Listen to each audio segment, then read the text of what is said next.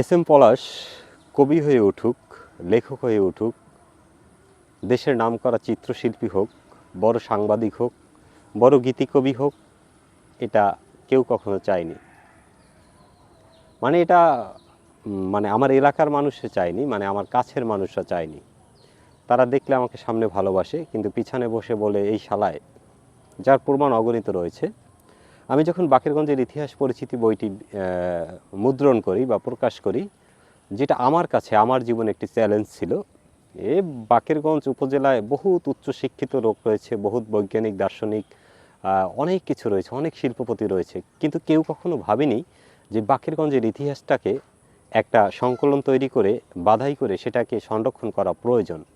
কিন্তু আমি মূর্খ মানুষ, আমি স্বাস্থ্যহীন মানুষ, দেখতে ভালো না, কিন্তু আমার মধ্যে তাগিদ তৈরি হয়েছিল যে এরকম একটা কিছু করা উচিত। আর সেই তাগিদ থেকেই এই বইটি প্রকাশ করেছিলাম 2010 সালে সর্বপ্রথম। কিন্তু বইটি প্রকাশ করার পর সবচেয়ে দুঃখের বিষয় হচ্ছে, এই বইটি আমাদের যে গ্রামে আমি বেড়ে উঠেছি বোয়ালিয়ায়, সেই গ্রামে একটা মাত্র ছেলে আমার একটা বই কিনেছিল। আর সবচেয়ে মজার যে বিষয়, এই বইটি এই বাকেরগঞ্জ উপজেলায় প্রথম মুদ্রণে আমি 20,000 কপি সেল করেছিলাম। দ্বিতীয় মুদ্রণে আমি আবার 14,000 কপি মুদ্রণ করেছিলাম, যেটা বাধাই উন্নত ছিল। এটা সম্ভবত 17-18 সালে, আমার সঠিক খেয়াল নাই। দ্বিতীয় মুদ্রণ, সেই মুদ্রণের 14,000 কপির হয়তো আমার কাছে এখন 10-20 কপি আছে, সেটাও বিক্রি হয়ে গেছে। তো এখন যদি আবার 50,000 কপি করি, সেটাও চলে যাবে। এবং বিভিন্ন যারা বিসিএস পরীক্ষা দিতে যায়, বিভিন্ন ইন্টারভিউ দিতে যায়, তারা আমার এই বইটি কিনে। আর সবচেয়ে ভালো লাগার বিষয় হচ্ছে যে এই বইটি বাংলাদেশের বিভিন্ন ইতিহাস গবেষকরা, বিভিন্ন কলেজ বিশ্ববিদ্যালয়ের শিক্ষক শিক্ষার্থীরা তাদের সংরক্ষণে রেখেছে। আমার কাছে এমন আছে ঢাকা থেকে, দেশের বিভিন্ন বিশ্ববিদ্যালয় থেকে যারা ইতিহাস বিষয়ে পড়াশোনা করে এবং ইতিহাস বিভাগের শিক্ষক যারা, তারা সরাসরি এসে আমার কাছ থেকে এই বইটি নিয়েছে, আমার কাছ থেকে ইন্টারভিউ নিয়েছে এটি। আর সবচেয়ে দুঃখ এবং হতাশজনক বিষয় হচ্ছে যে আমার এলাকার এই বইটি কেউ টাকা দিয়ে কিনেনি। তাই বলে আমি থেমে যাইনি। তারপরেও আমার নিজের লেখা 4টি বই প্রকাশিত হয়েছে। 2012 সালে আপনারা জানেন যে আমার উপন্যাস রক্তচোষা, যেটা বিক্রিতে সন্তোষজনক বিক্রি ছিল, মানে তরুণ লেখকদের বই এতটা চলে না। আর পূর্ববর্তী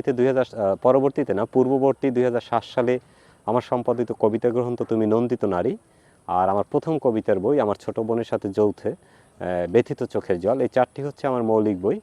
আর এছাড়াও প্রায় 50টির অধিক বই রয়েছে যেখানে মানে যৌথ লেখকদের লেখা প্রকাশিত হয়েছে।